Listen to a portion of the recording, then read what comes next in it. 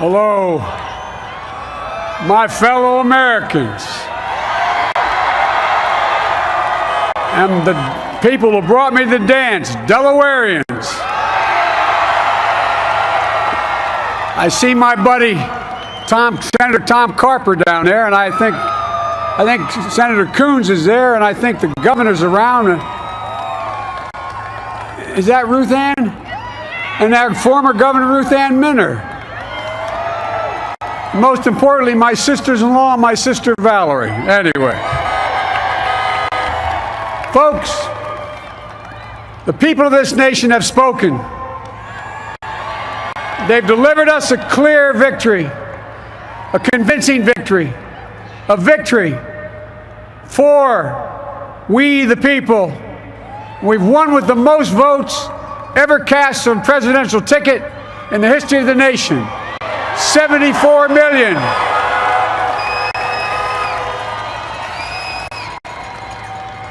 What I must admit has surprised me. Tonight, we're seeing all over this nation, all cities and all parts of the country, indeed across the world, an outpouring of joy, of hope, renewed faith in tomorrow, bring a better day. And I'm humbled by the trust and confidence you've placed in me. I pledge to be a president who seeks not to divide, but unify, who doesn't see red states and blue states, only sees the United States. And work with all my heart, with the confidence of the whole people, to win the confidence of all of you. And for that is what America, I believe, is about. It's about people. And that's what our administration will be all about. I sought this office to restore the soul of America, to rebuild the backbone of this nation, the middle class, and to make America respected around the world again, and to unite us here at home. It's the honor of my lifetime that so many millions of Americans have voted for that vision. And now, the work of making that vision is real. It's a task, the task of our time. Folks, as I said many times before, I'm Jill's husband. And I would not be here without her love and tireless support of Jill and my son Hunter and Ashley, my daughter, and all our grandchildren and their spouses and all our family. They're my heart. Jill's a mom, a military mom, an educator. And she has dedicated her life to education.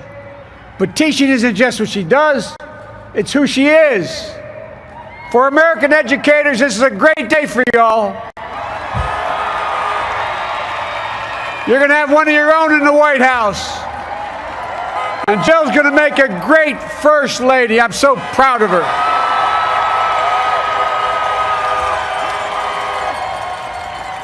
And I'll have the honor of serving with the fantastic Vice President who you just heard from, Kamala Harris, who makes history as the first woman, first black woman, the first woman from South Asian descent, the first daughter of an immigrant ever elected in this country. Don't tell me it's not possible in the United States. It's long overdue. And we're reminded tonight of those who fought so hard for so many years to make this happen. But once again, America's bent the arc of the moral universe more toward justice. Kamala, Doug, like it or not, your family, you become an honorary Biden, there's no way out. To all those of you who volunteered and worked the polls in the middle of this pandemic, local elected officials, you deserve a special thanks from the entire nation. And to my campaign team and all the volunteers and all who gave so much of themselves to make this moment possible, I owe you. I owe you. I owe you everything. and to all those who supported us. I'm proud of the campaign we built and ran. I'm proud of the coalition we put together, the broadest and most diverse coalition in history. Democrats, Republicans, Independents, progressives, moderates, conservatives, young, old, urban, suburban, rural, gay, straight, transgender, white, Latino, Asian, Native American.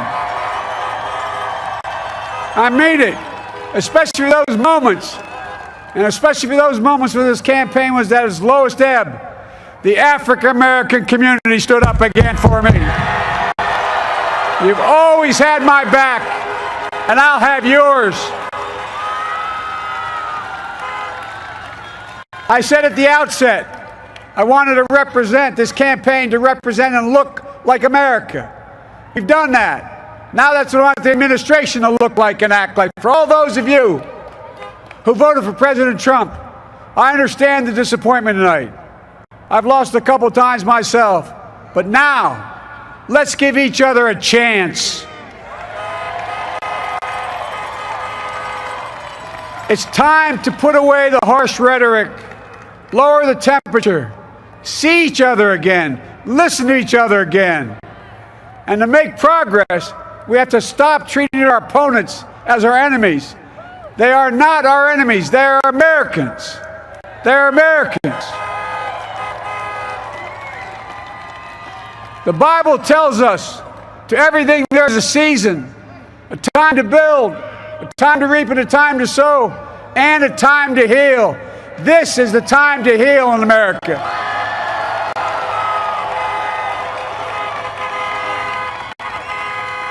Now this campaign is over. What is the will of the people? What is our mandate? I believe it's this. Americans have called upon us to marshal the forces of decency, the forces of fairness, to marshal the forces of science and the forces of hope in the great battles of our time. The battle to control the virus, the battle to build prosperity, the battle to secure your family's health care, the battle to achieve racial justice and root out systemic racism in this country, and the battle to save our planet by getting climate under control, the battle to restore decency, defend democracy, and give everybody in this country a fair shot. That's all they're asking for, a fair shot. Folks, our work begins with getting COVID under control. We cannot repair the economy, restore our vitality, or relish life's most precious moments, hugging our grandchildren, our children, our birthdays, weddings, graduations, all the moments that matter most to us, until we get it under control. On Monday, I will name a group of leading scientists and experts as transition advisors to help take the Biden-Harris COVID plan and convert it into an action blueprint that will start on January the 20th, 2021. That plan will be built on bedrock science. It will be constructed out of compassion, empathy, and concern.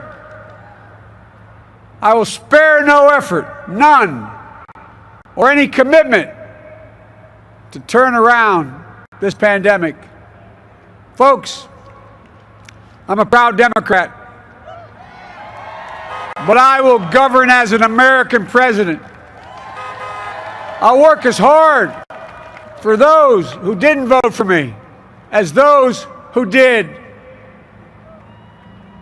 Let this grim era of demonization in America begin to end here and now. The refusal of Democrats and Republicans to cooperate with one another, it's not some mysterious force beyond our control. It's a decision, a choice we make. And if we can decide not to cooperate, then we can decide to cooperate. And I believe that this is part of the mandate given to us from the American people. They want us to cooperate in their interest. And that's the choice I'll make. And I'll call on Congress, Democrats and Republicans alike, to make that choice with me. The American story is about slow yet steadily widening the opportunities in America. And make no mistake, too many dreams have been deferred for too long. We must make the promises of the country real for everybody, no matter their race, their ethnicity, their faith, their identity, or their disability. Folks, America has always been shaped by inflection points, by moments in time where we've made hard decisions about who we are and what we want to be. Lincoln in 1860, coming to save the Union. FDR in 1932, promising a beleaguered country a new deal. JFK in 1960, pledging a new frontier. And 12 years ago, when Barack Obama made history, he told us, yes, we can. Well, folks, we stand at an inflection point. We have an opportunity to defeat despair, to build a nation of prosperity and purpose. We can do it. I know we can. I've long talked about the battle for the soul of America. We must restore the soul of America. Our nation is shaped by the constant battle between our better angels and our darkest impulses. And what presidents say in this battle matters. It's time for our better angels to prevail. Tonight, the whole world is watching America. And I believe at our best, America is a beacon for the globe. We will lead not only by the example of our power, but by the power of our example. I've always believed, many of you heard me say it, I've always believed we can define America in one word: possibilities. That in America, everyone should be given an opportunity to go as far as their dreams and God-given ability will take them. You see, I believe in the possibilities of this country. We're always looking ahead to an America that's freer and more just, ahead to an America that creates jobs with dignity and respect, ahead of America that cures diseases like cancer and Alzheimer's, ahead to an America that never leaves anyone behind, ahead of America that never gives up, never gives in. This is a great nation. It's always been a bad bet to bet against America. We're good people. This is the United States of America, and there's never been anything we've been not able to do when we've done it together. Folks, in the last days of the campaign, I began thinking about a hymn that means a lot to me and my family, particularly my deceased son, Bo. It captures the faith that sustains me and which I believe sustains America. And I hope it can provide some comfort and solace to 230,000 Americans who've lost a loved one to this terrible virus this year. My heart goes out to each and every one of you. Hopefully this hymn gives you solace as well. And it goes like this: and he will raise you up on eagle's wings, bear you on the breath of dawn, and make you to shine like the sun, and hold you in the palm of his hand. And now together, on eagle's wings, we embark on the work that God and history have called upon us to do, with full hearts and steady hands, with faith in America and in each other, with love of country, a thirst for justice. Let us be the nation that we know we can be, a nation united, a nation strengthened, a nation healed. The United States of America, ladies and gentlemen, there's never been anything we've tried we've not been able to do. So remember, as our grandpapa used to say when I walked out of his home when I was a kid up in Scranton, he said, "Joey, keep the faith." And our grandmother, when she was alive, she yelled, "No, Joey, spread it. Spread the faith." God love you all. May God bless America, and may God protect our troops. Thank you, thank you, thank you.